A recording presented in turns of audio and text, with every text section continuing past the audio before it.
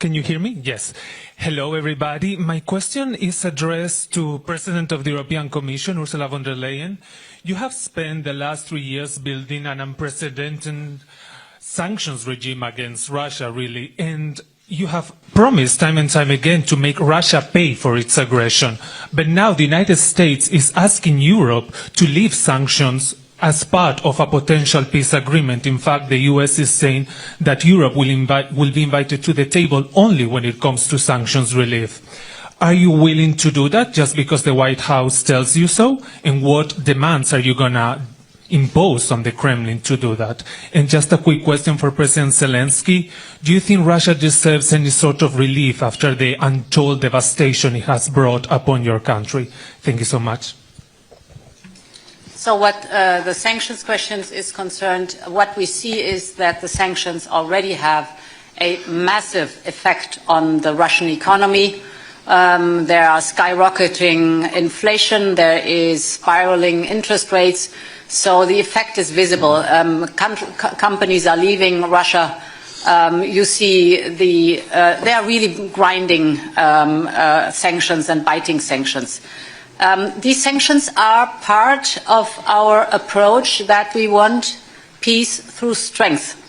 And it's very clear that unless Russia demonstrates by facts the true willingness to achieve a lasting and just peace agreement, we will increase punitive sanctions against Russia. So the precondition is first we have to see that there's action on the side of Russia towards a just and lasting peace agreement. Presently, there is no lasting peace agreement, so that it's much too early to speak about anything of potentially maintaining or increasing or lifting sanctions. This discussion can only be led after we've seen concrete steps on the Russian side.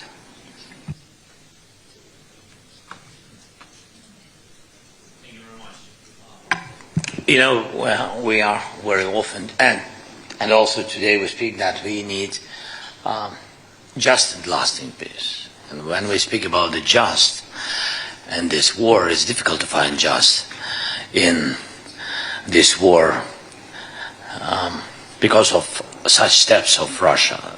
Their war, their way of this war, how many people they killed, just killed, and thousands in the prison, and stolen children. And that's why we'll never forget it, and we can't forget it.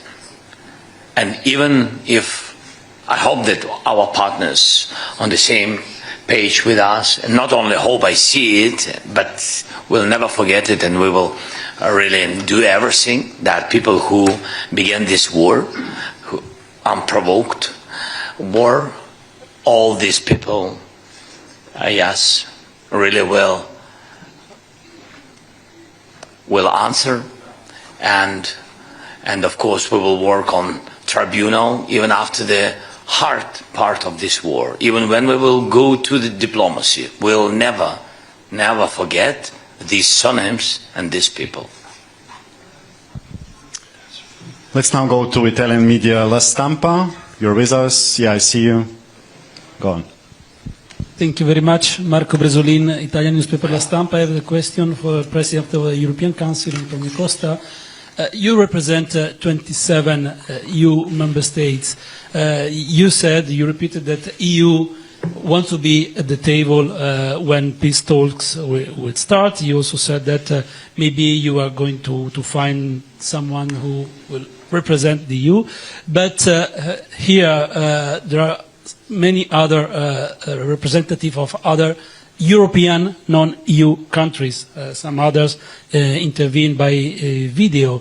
Do you think that this seat should belong to the EU, or are you ready to share a common seat with other European leaders in order to bring a European position at the peace talks negotiation? Thank you. Thank you very much. Of course, only Ukraine can decide when there are conditions to start effective, credible and sustainable peace negotiations. all of us welcome the huge efforts from President Trump to push Putin and Russia to negotiation, and I wish that these bilateral talks open the door for a really peace negotiation. But only Ukraine can decide when we have conditions to do this. But this war is not only about Ukraine, it's also about European security. And for this it is essential that Europe, as present in the negotiations and participate in negotiations. Not only the European Union, also our friends like Norway, Iceland, United Kingdom, because all of them are very engaged in the support of Ukraine, and they are very concerned about European security. Then I believe that if we reach to have a joint special envoy representing not only the European Union but also the other European countries, we strengthen our European position, and we will discuss this in the next European Council on the 6th of March that I yesterday invited the leaders to participate. And this special European Council is about how to strengthen our capacity to invest more, better, faster and stronger in our own capabilities, how to strengthen the Ukrainian capacity, but also how we can be prepared for participate actively in the future peace negotiations if and when they arrive. Thank you. Thank you. Next one to Danish media, Mathilde Kimmer from the R. Yeah. Yes. My question is to the Danish Prime Minister. Today you presented this willingness to support the Scandinavian and the Baltic countries to support a newly established brigade, Ukrainian brigade. But where are you on the question of boots on the ground in a potential European peacekeeping mission? Thank you for that question. Well, from a Danish perspective, we are open-minded, and as I have said from the beginning of this war, we will be with our friends in Ukraine as long as it takes and to the end. I think for now, the most important thing is to ensure that Ukraine will get what they need on the ground. And therefore I urge everyone to contribute more on donations, weapons, air defense, things we have discussed for several months and years now. I think that's the most important thing. And of course a lot of questions has to be answered before we can take a concrete solution when it comes to boots on the ground. And as Antonio Costa just said, this war is about Ukraine and it's also about European security. And therefore we need to look at the entire eastern flank when it comes to deterrence and defense. But we are open-minded. Thank you. Delphi Media, Herman Kelomis. Delphi, yeah. Hello, Herman Kelomis from Delphi in Estonia. In my country, it is a day with a double meaning. We have our Independence Day. So my question is to President Zelensky and Prime Minister Michal. Should there be an unjust peace in Ukraine? Do you think Estonia's independence could be threatened, and how soon?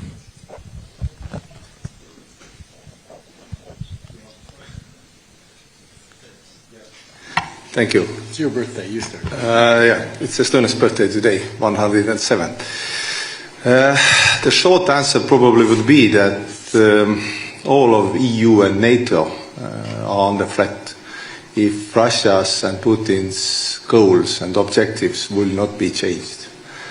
Longer one probably is that Estonia knows its neighbor well, as everybody does. We have invested in defense for many years, and we will. Our aim is to go to 5% of GDP. Next year it's probably near 4% already. And we know that independence is invaluable. That's why I'm here, not in Estonia celebrating Estonia's birthday, to support Ukraine, because we have the common enemy and common fight. Ukraine is fighting the fight also for Europe and Nordics and Baltics, everybody. So to answer the question, the unjust peace probably would hit everybody, also United States, because Iran, North Korea, everybody would assess that they can do whatever they want. So everybody in this probably are together. And the EU and everybody, just a thought that if you count the men who bear arms in Russia right now, if the war would end right now, there are more than it was before the war. What will they do? Will they become physical education teachers? Probably not. They will find new jobs. So this is a threat all over the world.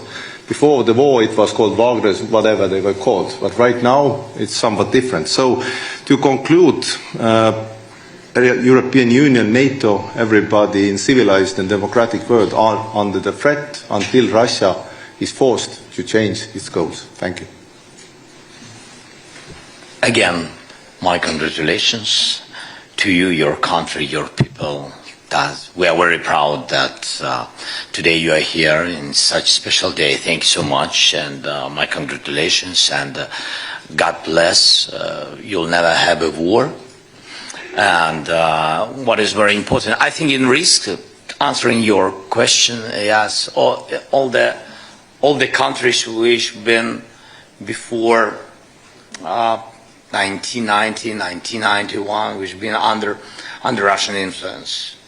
Yeah, so I think Russia, first of all, wants to have their influence continue and be present on these territories of on these independent countries, which been before, during Soviet period, being the republics of Soviet Union, and of course it's Ukraine and Moldova, and of course Estonia, Litva, Latvia, and of course where their influence was very strong during the 20th centuries, it's Poland, it's Slovak, and other countries. So the most dangerous moment when you have people who has Russian roots, it's not bad. I'm just how it was with Crimea. I'm just sharing with you our experience. When you have some society, and of course, if you are bordering with Russia, you have such society. I mean, it's with other nations, it's the same. So when you have Russian-speaking people, or their roots, or their families, which half of Estonian, half Russian, like we had Ukrainian, father Ukrainian, and Russian mother, it can be so. It's our history very long. I mean, you are in risk, because it was with Crimea, it was with the East, with Donbass at the very beginning. They said that they are not occupying our territories, that they defend Russian-speaking people. That's why I think that Estonian people have these risks if we will fall down, Ukrainian. I think all such countries who I mentioned, I think have this risk because of Russian policy, because their view of the world, Russian world. Thank you, Mr. President. And we now go to Iceland. Dagny Erlendsdottir from Iceland National Broadcaster. Yes. I have a question for the Prime Minister of Iceland, Kristrún Frostadóttir. Your government has decided to increase funding to help Ukraine. On what projects will that be spent? Thank you. Yeah, so this is, we're obviously very much aware of our geographical situation in the world. And even though we might be a small country, we think it's very important that we show through direct action, not just with words, that we're stepping up. We are a country without a military, but we are a country that has high welfare because we have security. And I think there's increased understanding that defense for peace in Europe is extremely important. So we're making this step of doubling our contributions when it comes to defense for Ukraine. And our hope is that we will mostly use these funds to go through the Danish initiative, which we know has been very effective, both financially and for the Ukraine, but also through our demining efforts that we've worked on with Lithuania. So that will be our chief focus. But then we are also obviously supporters through the MB8 of the brigade. We don't have arms or a military, but we will be financially supporting that. So this is an important step for Iceland to take, and like I said before, important to show solidarity with Ukraine. Thank you, Excellency. Let's go now to Canada. Marie F. Bedard from Radio Canada. Hi, good afternoon. If you'll indulge me 1 second, je vais commencer en français, Monsieur le Premier ministre, avec vous. Vous avez parlé plus tôt ce matin de la volonté du Canada de collaborer avec les partenaires européens dans le cas où la paix sera atteinte. Est-ce que ça veut dire pour vous des soldats? I'll translate very quickly. Did you mean this morning that Canada was willing to send boots on the ground should there be peace to cooperate with European allies to guarantee Ukraine's security? And if I may, a question for both of you, President Zelensky and Prime Minister Trudeau. How significant and important is it to have a North American ally at this table now, given the fact that in the past month, both of you have had conversations that sounded like they came from an adversary with the United States and its president, Donald Trump? What's the significance of Canada's presence here today? Well, first of all, Canada has been there for Ukraine from day one, indeed from before day one, as in 2015 we started training Ukrainian military forces on the ground in Ukraine, which was a significant part. Western training to the Ukrainian armed forces is one of the reasons why Ukraine has been able to stand up to the Russian invaders so effectively over the past years. It's not just Canada, a number of countries have been involved. But for historical reasons, Canada having the second largest diaspora of Ukrainians in the world means that we felt deeply connected to Ukraine, but we also believe deeply that it's not just about Ukraine. It's about the rules and the values and the principles of sovereignty, of independence, of territorial integrity that protects every country in the world. All of us rely on those rules to be able to build peace and security. And we know that with the world changing, we're all going to have to do more around peace and security. One of the key themes that we heard today, as we've heard from many, many partners around the world in NATO and elsewhere over the past number of years, is people are going to be doing more on defense. 9.5 years ago when I took office in Canada, the previous government had us down below 1% of defense spending, even though the NATO 2% pledge had been made a year or two before. In the subsequent time, we have more than tripled defense spending on the path to 2030, and we're on our way to 2%. And we know we're going to have to continue to do more and more in an uncertain world, and Canada will be there. As to how we will be there, we will work with our neighbors on it, but everything is on the table because we need to make sure that might no longer makes right in this world.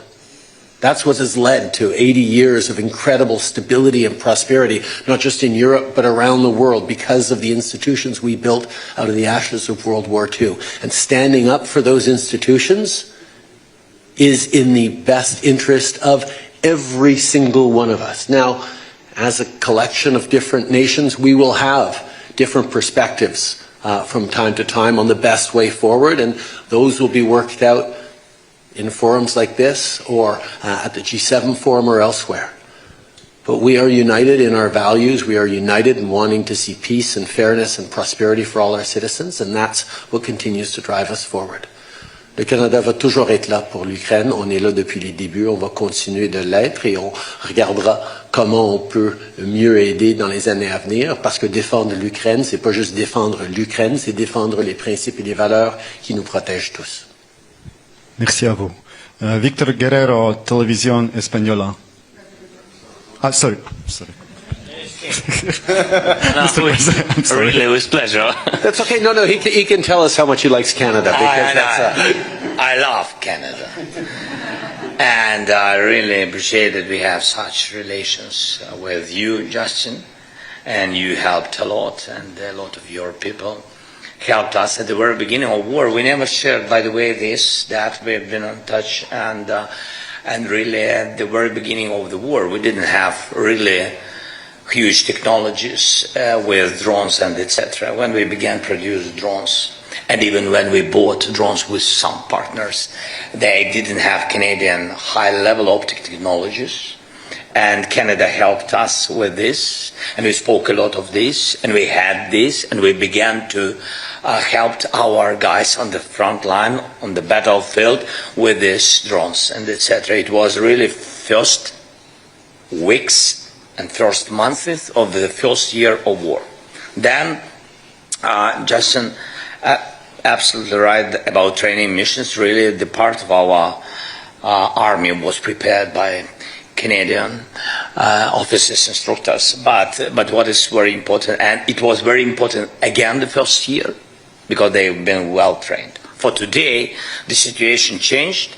After that, after Canada, we had such missions in Europe, in different countries, and then so the experience of this war gave us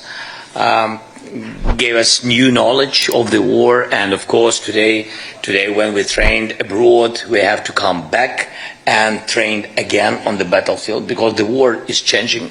It's technological war. That's why. But we really appreciate for your help and packages, military packages. So thank you so much. And I think that's all, yes? Well, with regards to Donald Trump and having a partner and partner here. With Donald Trump? This is, by the way, this is question to you, to Canada.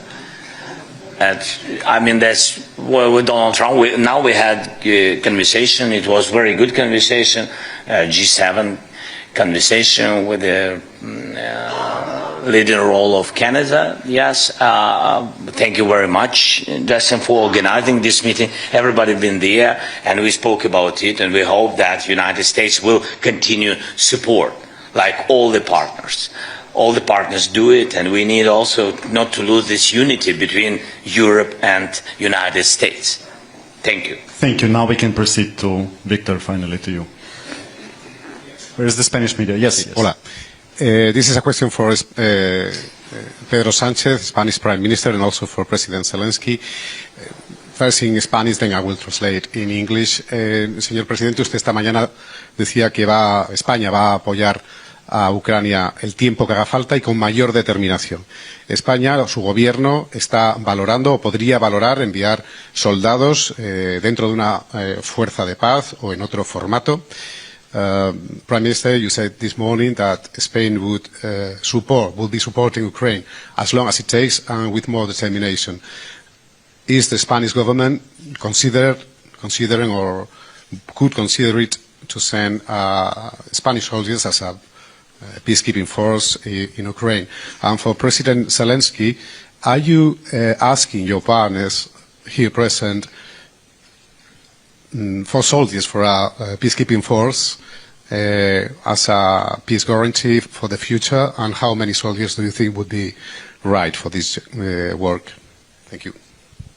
Well, thank you, Victor, for your question. I would say, because this is not the first time that I have to answer to this question, and I guess all the rest of colleagues, but I would say that first things first, and step by step. No, I think that now we're focused on what we are, which is to open a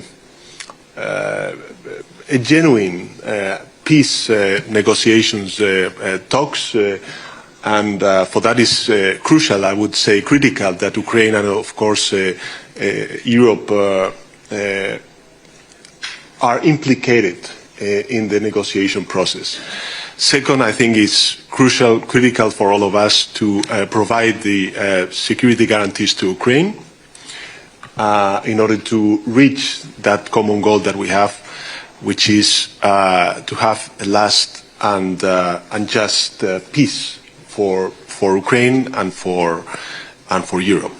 So you know, I think these are now the questions that we have to answer, and we welcome, of course, this window of opportunity that now we have in order to speak about peace. But as I said before, I think it's important that to have the European Union and, of course, Ukraine implicated in these very important talks. And as I said during this morning, of course, you know, in 2024, Spain signed a very important bilateral security agreement with Ukraine that will last for the next 10 years. Last year, we provide 1 billion euros in order to provide military capabilities to Ukraine. This is something that we are going to repeat in the year 2025, and of course, we stand with Ukraine and of course with President Zelensky. Thank you so much. We're very thankful to you, Pedro, your country, your team, and your people. We had, I think, the most difficult moments, 3 winters. 3 winters, blackouts, and etc. Now we're sitting in the middle of the winter. We have light, we have connection, we have internet, we have possibility to speak, and our people have electricity, and we see each other. That's good, very good. But this is the big work of a lot of partners. For example, I don't know if I can share when I came to Spain in a very difficult moment, again in winter, and Pedro made a decision with I don't know if I can say number of hawks, I don't know. 6. It was decision I needed very much because we knew that they will attack very specific infrastructure of energy, and we needed very much 10 very quickly. I had to find very quickly 10 systems and through the world, and immediately Pedro gave me 6 hawks, and it helped. So thank you so much. And such things, this is illustration of our unity. And again, it means that we can trust each other and we count on each other, and we are very thankful. And I'm very thankful, like president of our nation, to all your nations, and this is very important. I think the same thing we will discuss. Now it's not for public because we didn't make a decision about the contingents and infrastructure for security guarantees. We are contingents or troops, how you say, or soldiers, like the journalist said. So we will discuss this infrastructure. The number, so of course I know the number what we need, and of course we will share it firstly, not in the open conversation. Yes, not to prepare Russians for this. And so we will discuss, and when we will make decision of what we see, how we see the number, and if it will be positive, we will share it. Of course we will share it. It's not a secret. It can't be without support of societies. Thank you. Thank you. Now to Swedish media, Svenska Dagbladet. Yeah, we have Swedish media with us. Okay, they probably left. Have not waited until now, yes? Okay, let's go now to Norway then, another Nordic nation. Marius Helge Larsen. Okay, at least we have you. Hi, I'm Marius Larsen from the Norwegian news agency NTB. I have a question for President Zelensky or anyone else who would like to answer it. You have now been through... Can you ask Sweden, please, because they don't have journalists. President Zelensky, Sweden, and anyone else. Okay? Sweden, Zelensky, or anyone else, or my Prime Minister, who hasn't gotten any questions yet. So, but it goes to you first, President Zelensky. You have been through 3 terrible years of war. What are your hopes for Ukraine and the Ukrainian people for the next 3 years to come?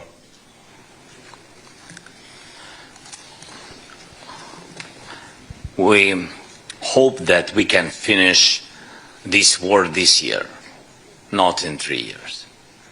It's very, very difficult. Very difficult for all our nation to go through this war.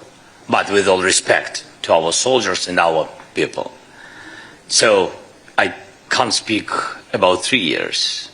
If we speak about how to prepare security because of the Russia, they can come back in 10 years if we will not be prepared. They will not come back if we will pressure them, put them to their place, to their territory, and if Ukraine will be in EU and in NATO in closest years, of course it will help us very much. And I think that they will not come back if we will have strong army and strong allies and strong unity, to my mind. Because they will never, forgive the world that they didn't win. And you see that they will not win. Thanks. Thank you. And what about Sweden? Yes, you have a question to your Prime Minister or not? If not, we will proceed. No? Okay. I think everything was so clear. Okay, yes. I have a question for my Prime Minister as well, Jonas Gahr Støre.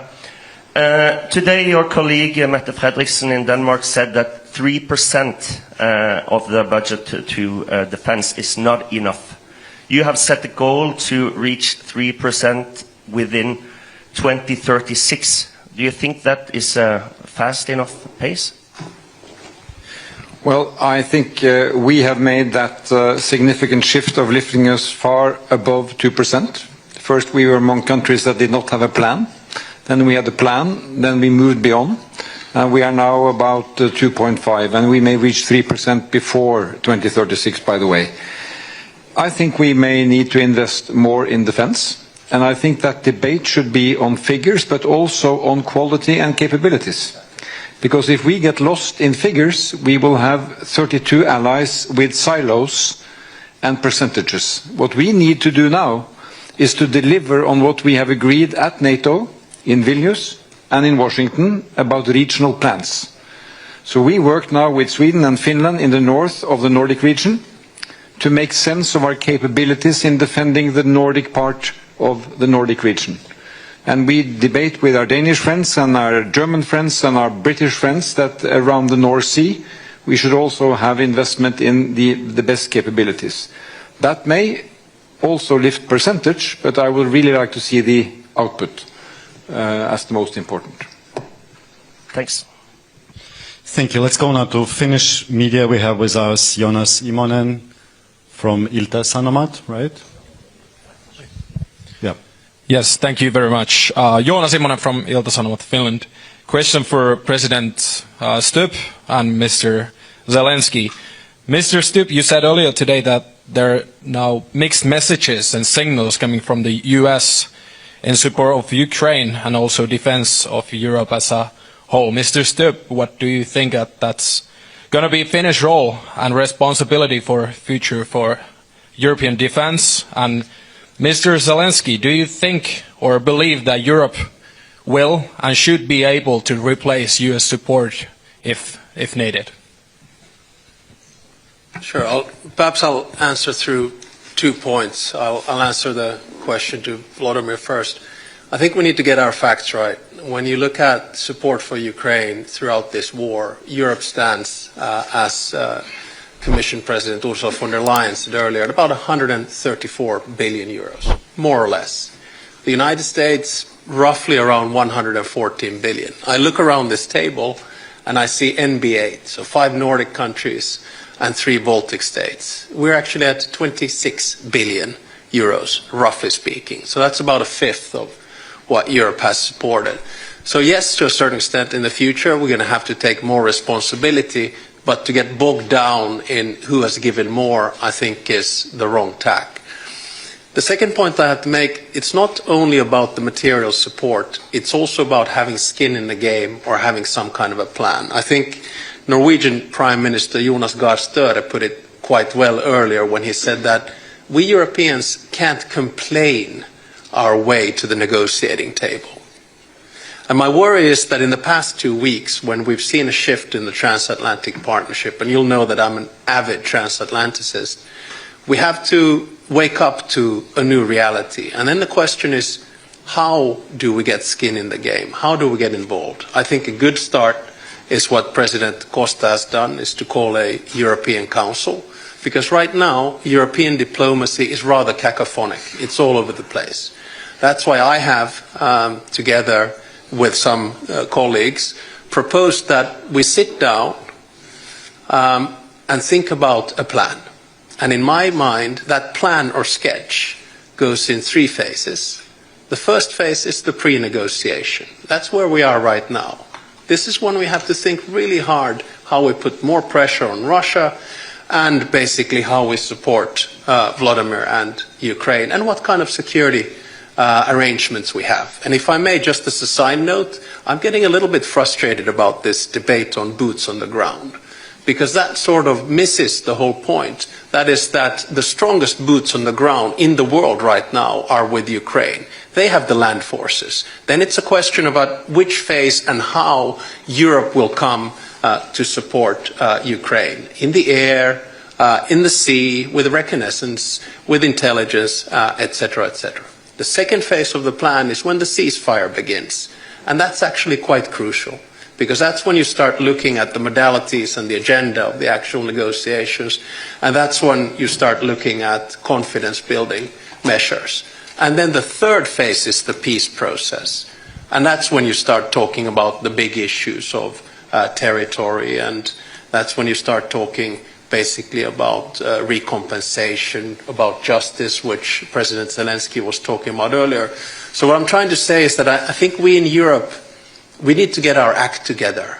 And in order to get an act together, you have to have a plan to the Americans, because if you don't have a plan to the Americans, you're not going to get involved in negotiations. And right now the negotiations are happening above our heads without any kind of a plan and strategy. That's why I think this meeting has been extremely important, and that's why I think that the next 2 weeks are crucial also about the future of European security.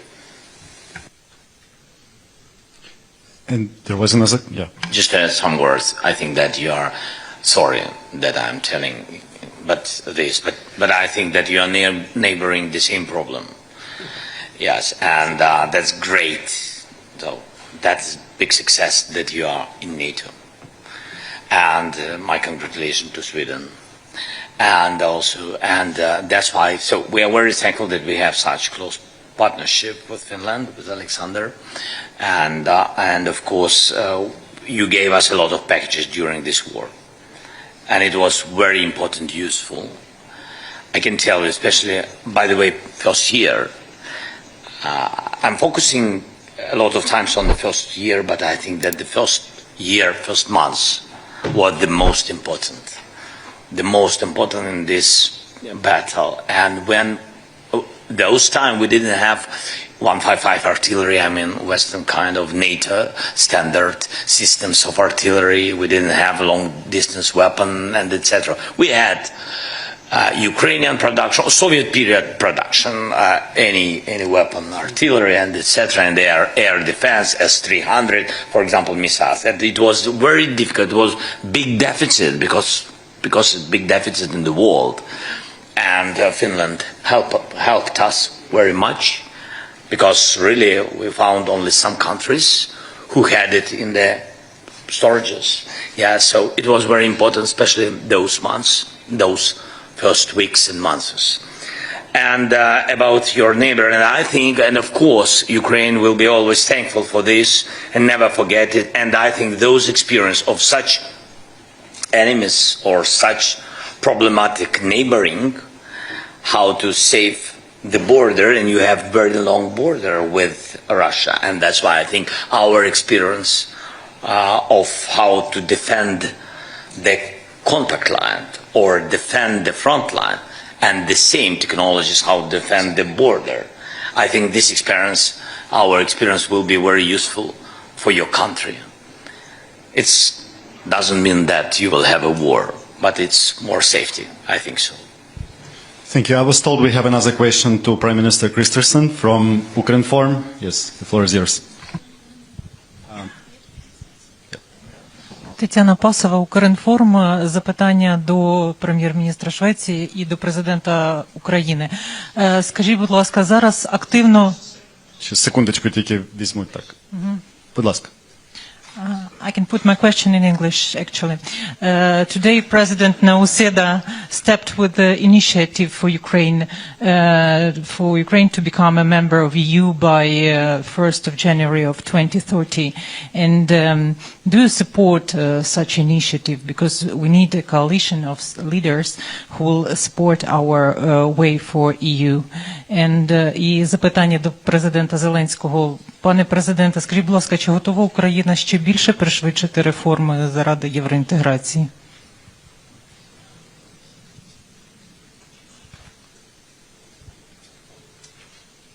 Was that for me? Okay, yeah, sure. Well, obviously we have we have the phrase of a merit-based process, and since there are a lot of merits, there is a good reason for speediness in the process. So that's very easy, and I really wouldn't mind to have a very specific date. I think there is an urgency in becoming a European Union member, and even more so if there is put at a doubt whether Ukraine will be allowed into NATO for every country. So I think the European Union accession is a urgent need. Щодо реформ. I think so that how to open clusters quickly on the way to EU and what we have to do for this.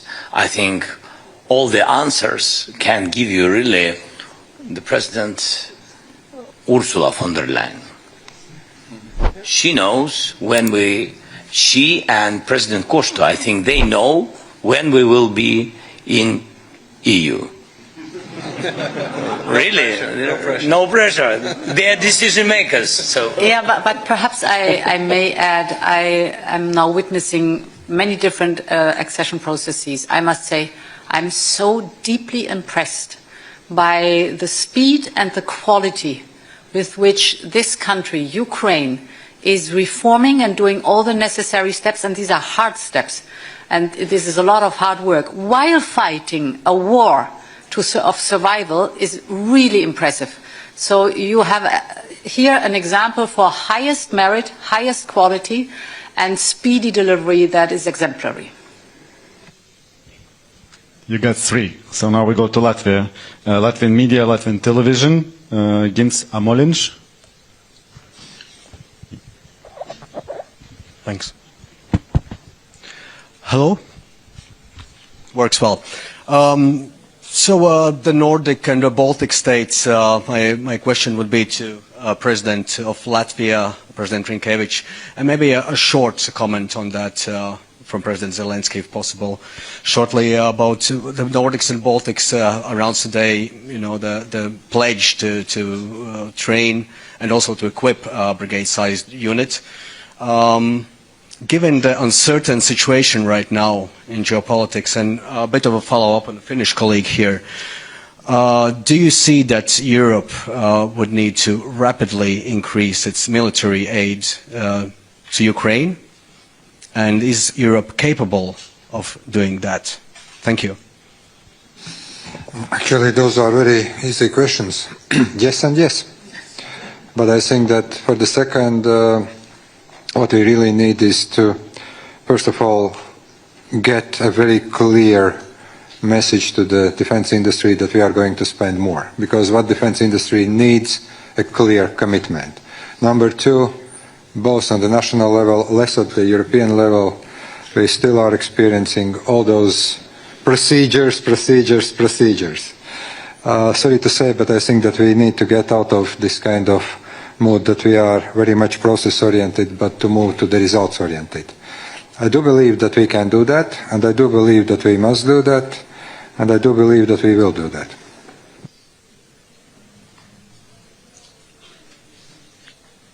Okay, let's go now to listen. I think so that all the defense or military industries of European countries began to increase the production because of this war, began to increase the production, beginning from the artillery rounds to drone production, technologies, systems of electronic warfare. There are a lot of things, different things. But how to do, but it's not enough, and how to increase more quicker and be comparable with Russians is to invest more to Ukrainian production.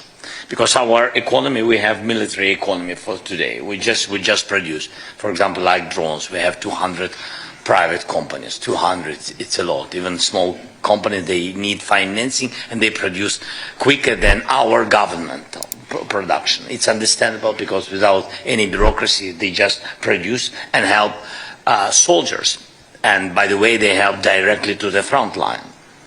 What is important, they don't produce and just to give government, and then government think how to send it to the front line. So there are a lot of quick ways. For example, we did one thing. So I began to pay money directly to brigades. It's one of the versions, how to help them to produce quickly. And they really do a lot of things. And they buy and produce. There are brigades on the front line which produce at the same time.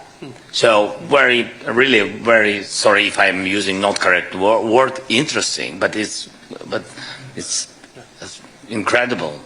So that's why we need additional financing for our Ukrainian production directly to private sector. Now to Lithuanian media, LRT, Augustinas. Yeah. Thank you for opportunity. Question for Lithuanian President. I also would like to ask you about, peacekeeping force possibilities in Ukraine. We see that it's hardly likely that anytime soon we can see this coming from EU or NATO frame. Are you willing to take a unilateral decision, like, for example, United Kingdom is talking about?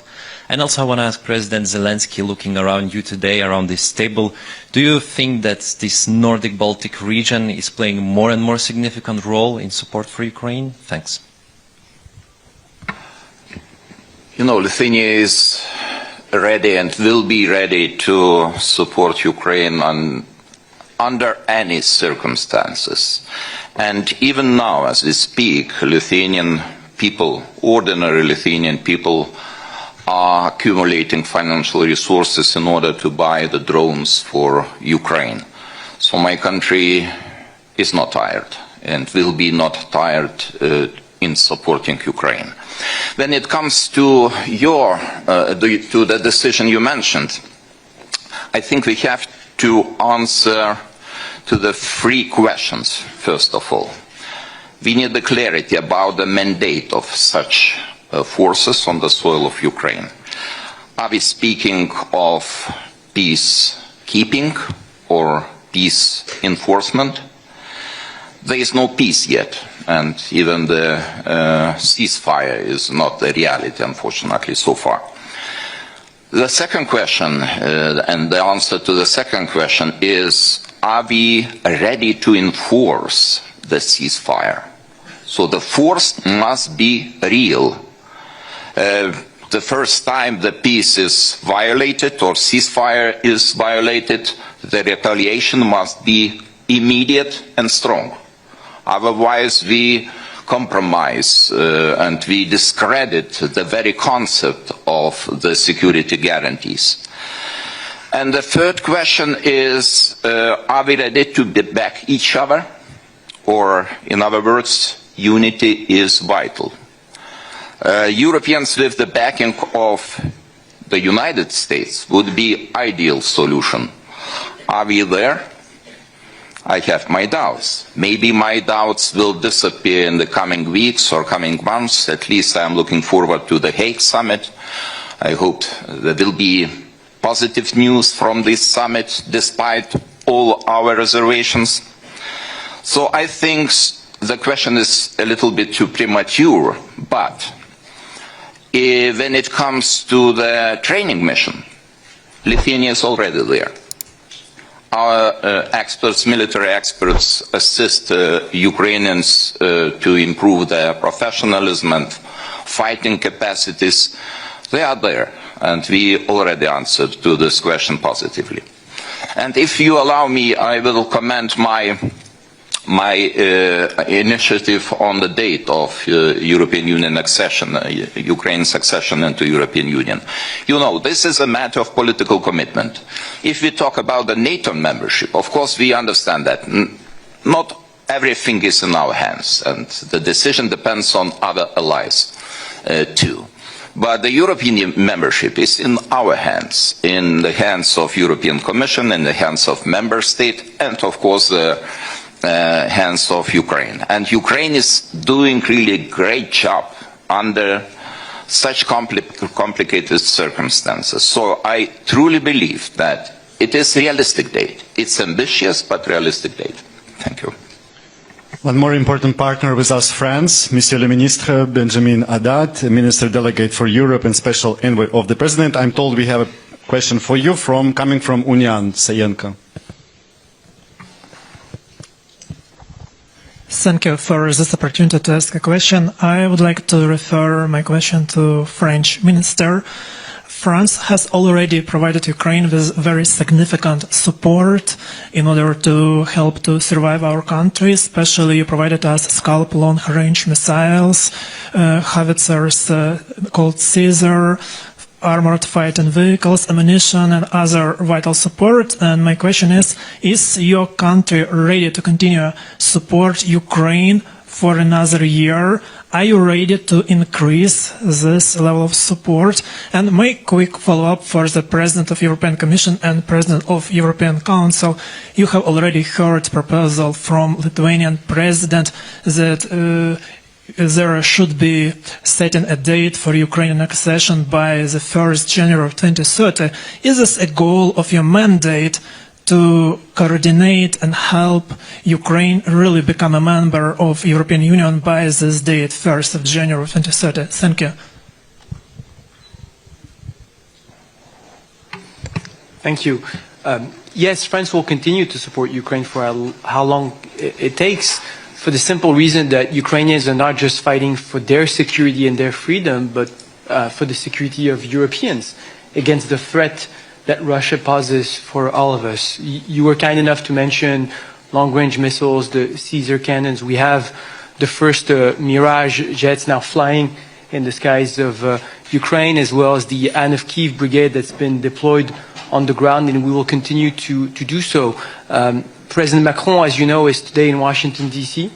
to continue the respectful and honest dialogue that he has with President Trump, to say that very simply, we support the peace through strength approach, and for this to succeed, we need to continue to support Ukraine on the ground. We need to increase pressure on Russia, and this is why we welcome the adoption of the 16th round of sanctions today on Russia, that Ukrainians need to be around the table when their security is being discussed. Europeans need to be around the table, and that there can be no just and lasting peace without robust security guarantees in the long run. And this is where also Europeans will have to step up and take their responsibility. And France is ready in this respect to continue to take its responsibility alongside its partners for the security of Ukraine, the security of all of us. So to your question concerning the initiative of President Gitanas Nausėda, I think it's a very noble initiative because it shows a lot of political will and an amazing support to Ukraine, and thank you very much for that. The process of accession, we always repeat, is merits-based. Basically, it says there are certain conditions and reforms that you have to do and you have to implement them so that the conditions are right for an accession. And it's good for the European Union and it's good for the accessing country. So that is always necessary. What I want to emphasize is that if you would just only set a date, then it would also mean the other candidate countries would ask immediately for a date and not a process anymore. But again, I really appreciate the political will that is there. I would even say Ukraine, merits-based process, if they continue at that speed and at that quality, perhaps they could be earlier than 2030. So thank you very much for giving the impulse. and let's work hard on all sides really to keep the momentum up. We're almost out of time, but we have one more question for President Zelensky. Sorry, if you allow me. I'm sorry. I'm sorry, President. For sure, Ukraine's accession to the European Union will be the most important security guarantee for the future of Ukraine.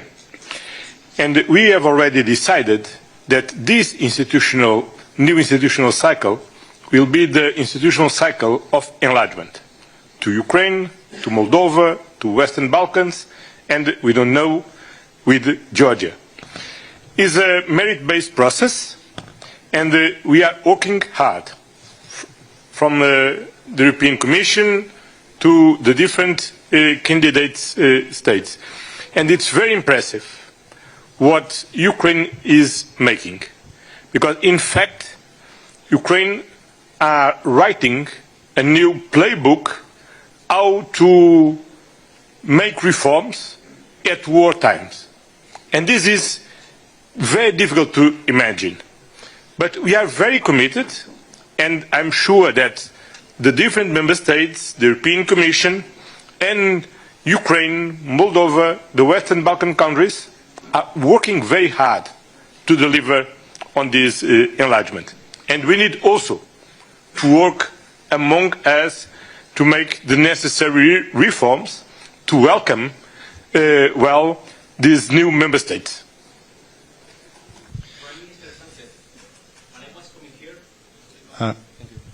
El Confidencial, Fermín Torrano. While I was coming here, I met just in the street a Ukrainian friend who told me to say thank you for the €1 billion you announced today.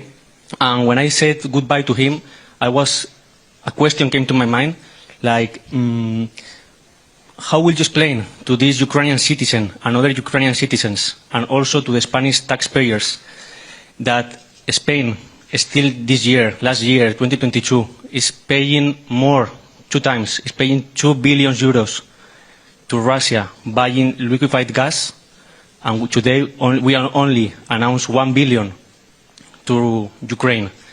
And so I would like to ask you, what will you tell to him, to Spanish taxpayers, because this money is still helping to fund the war? And to President Zelensky, I would like to ask that you said trust with partners is very important. So I would like to know, how do you feel with partners that still pays money, a lot of money, more money than they give to you, to the enemy, or partially at least? Thank you very much. Thank you. Well, thank you for the questions. First of all, Spain has supported all the sanctions packages approved by the Council. And we've been very constructive and positive in order to increase the pressure on Russian shoulders in order to stop the war. Second, you're talking about private contracts, but the political will of the Spanish government, and I would say the Spanish society, is to reduce and diversify our energy dependencies towards other countries, and we have done so. We have done so. Our main provider is now in North America, not only the US but also Canada. And last but not least, I would say that that we have committed ourselves as the Spanish government to devote €1 billion for the next 10 years, each year, in order to provide that military capabilities to Ukraine. So, you know, we are supporting Ukraine, we are supporting President Zelensky and his government, and I do believe that even if we're far away from the front line, because we are coming from the Iberian Peninsula, we have also a good representation of the Iberian Peninsula with the President of the Council, Antonio Costa, and myself. I think that people in our society understand quite well the importance of defending and providing this support to Ukraine and its people in order to guarantee that peace and security in Ukraine and in Europe. And by the way, you know, when it comes to enlargement, since we come from a country which became a member state of the European Union back in the 80s of the 20th century, we're always open and very constructive in the approach of the enlargement of Ukraine, Moldova, and Western Balkans. So, I think that, and this is not because it's the political will of the government, it's the political will of the Spanish society, which really feel that solidarity before, when we were, with some problems, and nowadays, when other countries, such as Ukraine, need that solidarity. And I'm also very happy that we agreed with President Zelensky to open a Ukrainian hub in Spain, since we are the fourth largest country in the European Union receiving Ukrainian refugees in our country, to provide that services not only from the Spanish government but also from the Ukrainian government. Okay, and one last one to wrap up from the Ukrainian media to Ukrainian president. 1+1, прошу, слово вам. Пане президенте, ви не раз говорили про те, що Росія насправді абсолютно не прагне миру, і, власне, в підтвердження цих слів сьогодні маємо картину, коли тут об'єднаний світ збирається для того, щоб поговорити про мир, поговорити про домовленості, вирішити нагальну проблему. Росіяни в обличчі Лаврова говорять про те, що ми не проти, щоб Європа була на перемовинах, проте ми все одно не припинимо вогонь, якщо не задовольнять все, що хочемо ми. Тобто позиція у них конкретна. Ви сьогодні згадали і сказали про те, що хочете, аби до кінця року ми мали мир. В зв'язку з такою позицією росіян, взагалі, наскільки вірогідна перспектива такого швидкого миру, хоча б до кінця року, ми не говоримо про тижні. І дуже часто минулого тижня звучала фраза про те, що треба йти на поступки. Для України яка межа між поступками і яка межа між примусом до миру, який може бути зрадою, як сьогодні зауважив ваш чеський колега? Дякую. Дякую. Дякую за запитання. Це ж не перший ультиматум Російської Федерації. Я, якщо чесно, навіть не чув, або ті самі слова ми чуємо там кожного тижня. Нічого нового немає.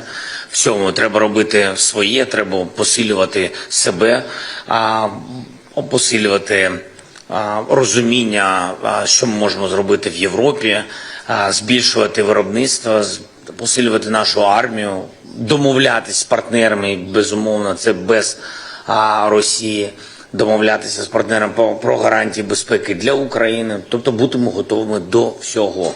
І паралельно робити все, щоб дипломатичний трек, про який говорять і в Європі, і в Сполучених Штатах Америки, напевне, бачити щось, якісь можливості в цьому треці, але не порушуючи Конституції нашої держави і не порушуючи інтересів українців і всіх європейців. І тому тут про це можна дуже багато і довго говорити. Давайте, незважаючи на те, які ультиматуми звучатимуть з російської території, давайте робити своє. Мені здається, поки у нас є такі сильні партнери, ми не наодинці, а проти них, я думаю, у нас все вийде. Дякую. Дякую, пане президенте. And thank you, distinguished leaders. Thank you, press. At this we conclude. Thank you so much. Thank you.